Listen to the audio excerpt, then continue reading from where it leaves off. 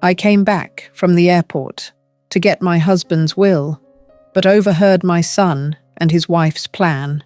I was supposed to be on a flight to Liberia, heading to my sister's beach house near Tamarindo for the holidays.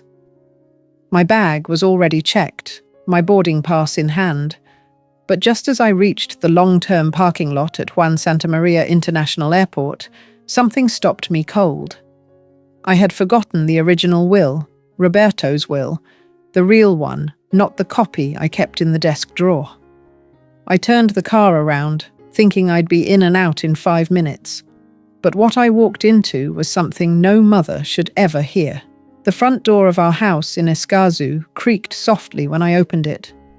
I didn't call out because the air inside felt still, too still, like the humid quiet before an afternoon storm. My keys rested in my palm, but I didn't drop them into the ceramic bowl Roberto had brought back from Guanacaste years ago. Something in my chest went quiet as I stepped into the hallway, shoes brushing against the polished wood floor that Roberto had installed himself when we first moved here.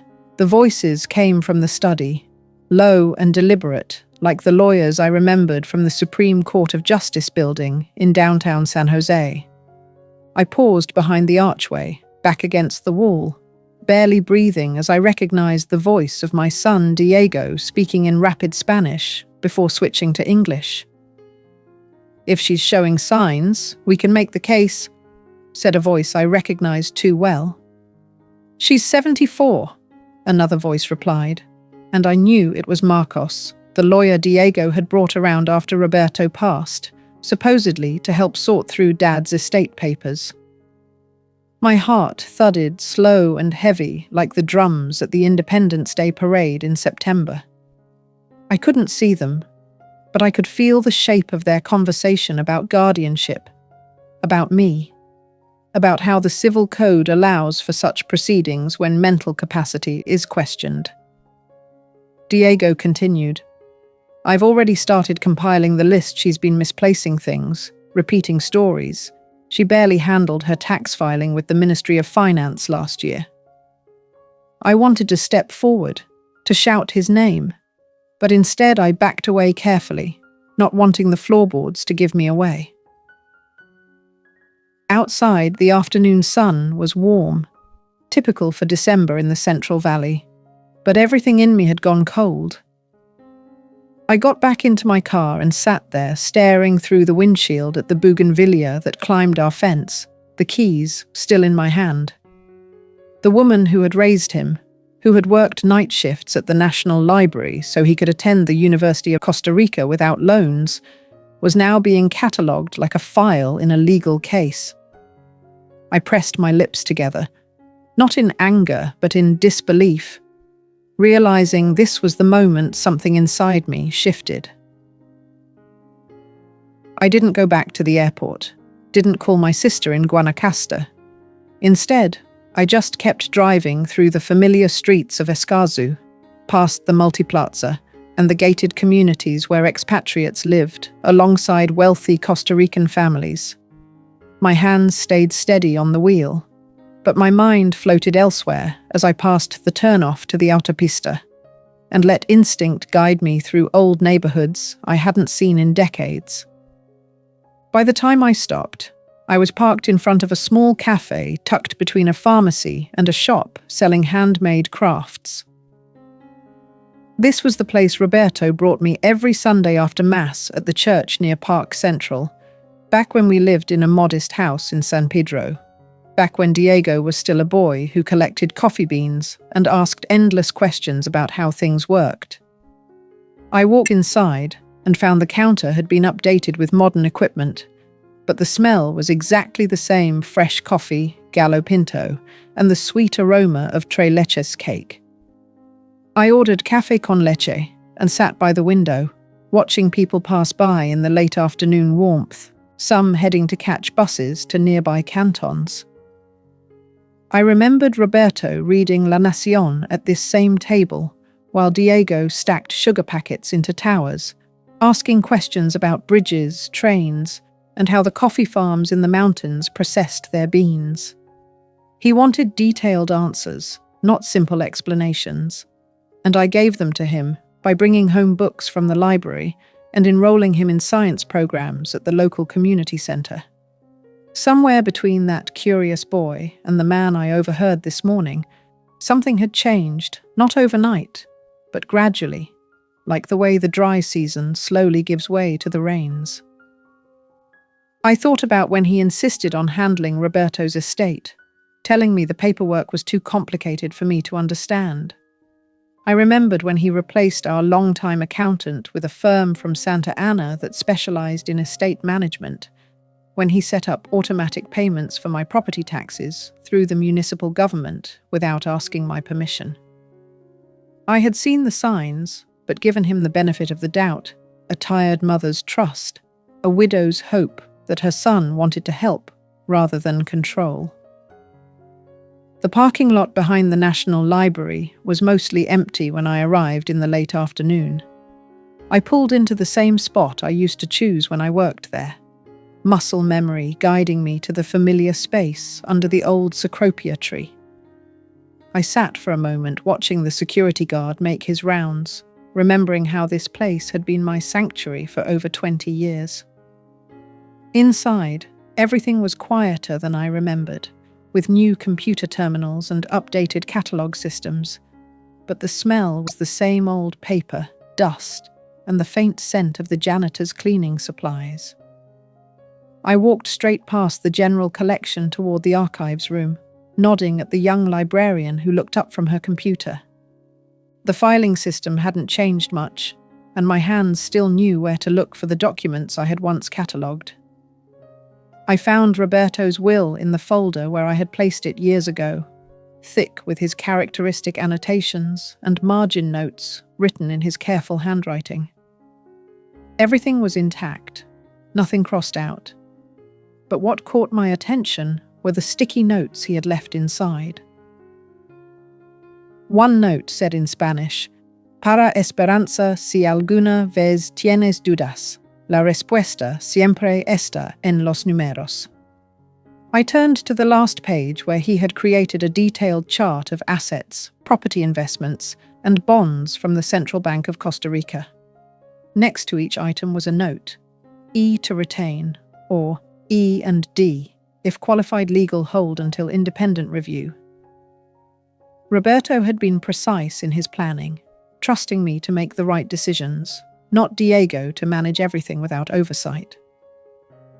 I pulled out a notepad and started making a list. First, copies of all documents. Second, consultation with a lawyer I could trust. Third, audit of recent account changes with the National Bank. I underlined each item with slow, steady pressure, feeling like I was slipping back into my own skin.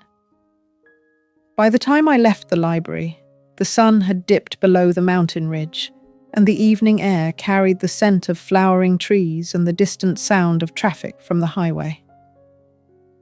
The next morning, I moved slowly through the house, not because my body ached, but because I needed to create the right impression.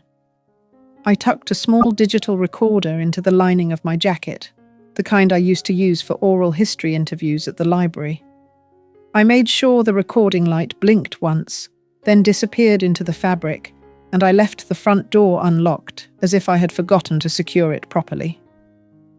I turned off the overhead lights in the kitchen, letting the natural light from the patio filter through the sliding glass doors. I made coffee in the old aluminum pot Roberto preferred, spilling just a little on the counter, then left the gas burner on low, subtle signs that could be mistaken for forgetfulness. By 10:30, Diego arrived without calling first, something he had started doing more frequently since Roberto passed. He walked in with a plastic bag from the automercado and that careful smile he used when he wanted something. I sat at the kitchen table with a crossword puzzle from La Nación half-finished in front of me, a pen without its cap beside it. He kissed my cheek and commented on how warm the house felt, suggesting I might have forgotten to adjust the air conditioning.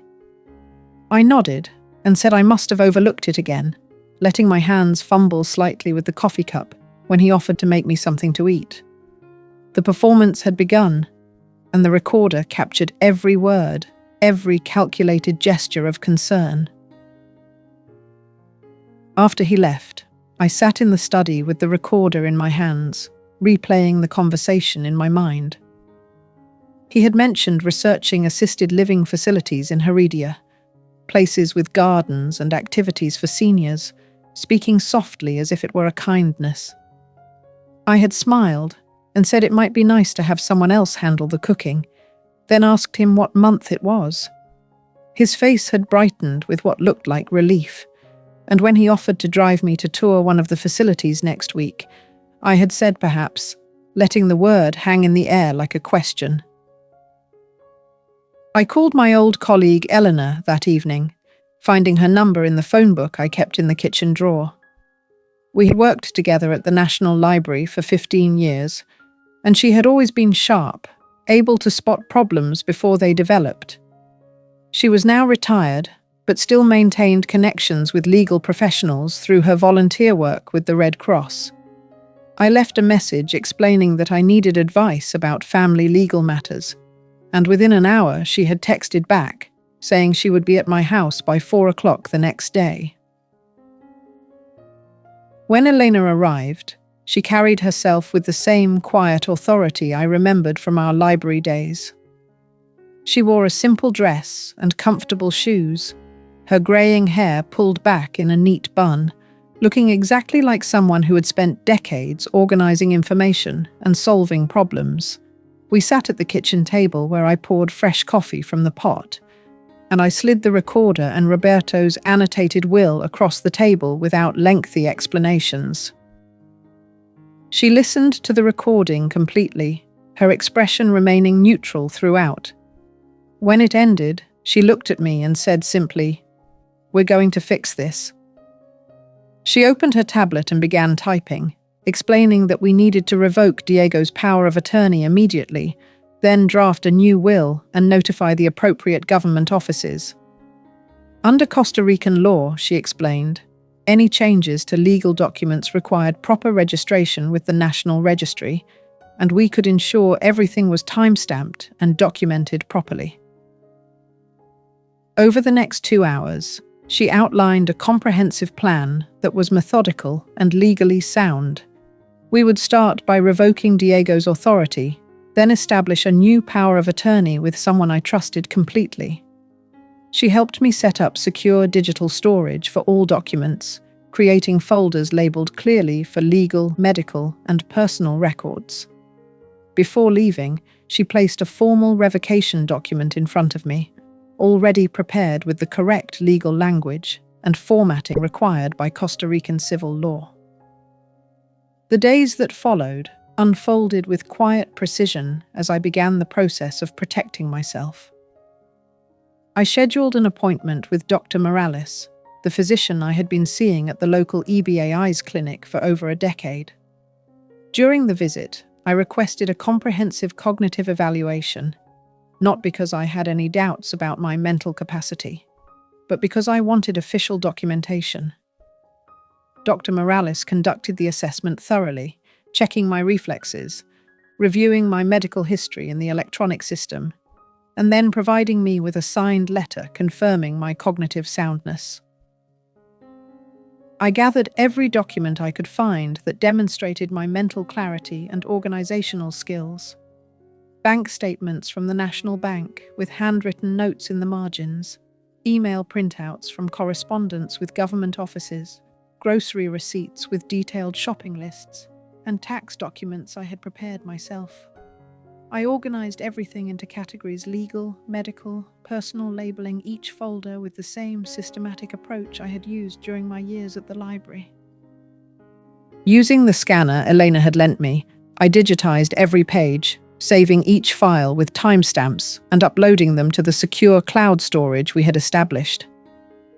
I found a box in the back of my closet labeled Roberto Personal that contained letters from our early marriage years, and among them was a single page in his handwriting dated 8 years ago. It read, If the day comes when our son makes you question your own judgment, trust your instincts. You've always seen more clearly than you realize. 3 days after my last conversation with Diego, Elena submitted our formal response to Marcos's law office. The package was substantial, containing the cognitive assessment from Dr. Morales, the newly notarized power of attorney, the updated will, and a written notice declaring all previous authorizations null and void. Everything was logged according to the requirements of the Costa Rican legal system, with timestamps and signatures in duplicate, then delivered directly to the downtown office where Marcos practiced. That evening, Elena called with unexpected news. Marcos had contacted her personally after reviewing the documents, not to argue or defend his position, but to inform her that he would be withdrawing from the case entirely. Without prompting, he had mentioned that Roberto had once helped him during a difficult period in his career, and he felt uncomfortable proceeding with any action that might go against Roberto's clearly stated wishes regarding my autonomy and decision-making capacity. The following day, I received a letter by courier from Marcos's office. It was brief and professional, stating that he would no longer be involved in any legal matters pertaining to my estate. Enclosed was a complete record of all documents that had been prepared in the previous months, including drafts of guardianship proposals and template forms designed to be filled out by neighbors or friends regarding observed memory issues. Reading through the papers, I recognized phrases from my conversations with Diego, sentences that had been repeated word for word in legal documents designed to build a case for my incompetence. Diego arrived at my house 2 days later without warning, his car pulling into the driveway just as I was finishing lunch. I watched from the window as he walked up the path, carrying a folder under his arm, his shoulders tense despite his measured pace.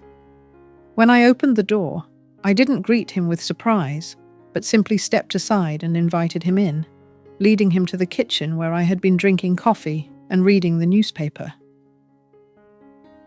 He didn't sit down immediately, but stood near the table, placing his folder on the surface and waiting as if unsure how to begin. I poured him a cup of coffee and took my seat across from him, the space between us feeling formal and strange. He started softly, mentioning that Marcos had unexpectedly withdrawn from helping with estate matters, leaving certain paperwork in an unclear state. I nodded and took a sip of coffee, then reached into the drawer beside me and pulled out clean copies of the documents Elena and I had prepared. I slid the papers across the table, one by one. The new power of attorney, the updated will, the statement from Dr. Morales, and the notarized affidavit of mental capacity. He stared at them without picking them up, his jaw shifting slightly as he processed what he was seeing. I looked at him directly and said calmly, "I have made decisions for myself, legal ones, responsible ones. I know exactly what I am doing, and pretending otherwise will not change these facts." He remained silent for a long moment, his eyes scanning the documents again, before drifting toward the hallway, as if searching for signs that someone else had been involved in my planning. Then I said something that seemed to settle the matter definitively. "Not all silence is confusion, Diego. Sometimes it's just careful thinking." He stood slowly, gathered the papers without folding them, and placed them back on the table before walking to the door without another word. The silence that had wrapped around the house for weeks began to change with the arrival of Elena's daughter Carmen, who came to stay while completing her graduate studies in library science at the University of Costa Rica. She arrived on a Saturday morning with a canvas bag and her laptop, moving through the house with quiet confidence as she set up in the small guest room. Carmen didn't ask too many questions or try to reorganize everything. She simply found her place in the daily routine and began contributing naturally. By evening, the house felt different in the best possible way. Carmen offered to prepare dinner, standing in the kitchen and humming softly while she cooked rice and beans, the familiar sounds and smells filling the space with life. That night, I could hear her typing from down the hall, not frantically, but with the steady rhythm of someone working on something important. The sound reminded me of Roberto's old typewriter and made me feel less alone in the big house. Over the following days, Carmen became part of the household rhythm without fanfare. She helped me organize photo albums, offering to digitize the notebooks from my library career, and treating everything with the respect and care I had always brought to archival work. On the third day, I showed her the legal documents Elena and I had prepared, and she created encrypted backups, uploaded everything to secure cloud storage, and established protocols for keeping the files updated and accessible. I wrote in my journal that final night, just a single sentence that captured how much had changed. The house is no longer silent, and neither am I. I closed the journal and placed it in the drawer beside Roberto's letter, knowing that I had found my way back to myself through careful documentation, trusted allies, and the quiet strength that comes from refusing to let others define your story. The morning air felt different, carrying the promise of a new chapter written entirely in my own hand. If this story stayed with you, perhaps it's because you recognize that strength doesn't always announce itself with grand gestures. Sometimes it speaks in whispers, in careful planning, in the quiet determination to reclaim your own narrative. If you've ever felt overlooked or dismissed, I hope this reminds you that dignity doesn't require anyone's permission, and you are never as alone as you might think in your quiet moments of courage. The morning air felt different, carrying the promise of a new chapter written entirely in my own hand. If this story stayed with you, perhaps it's because you recognize that strength doesn't always announce itself with grand gestures. Sometimes it speaks in whispers, in careful planning, in the quiet determination to reclaim your own narrative. If you've ever felt overlooked or dismissed, I hope this reminds you that dignity doesn't require anyone's permission, and you are never as alone as you might think in your quiet moments of courage.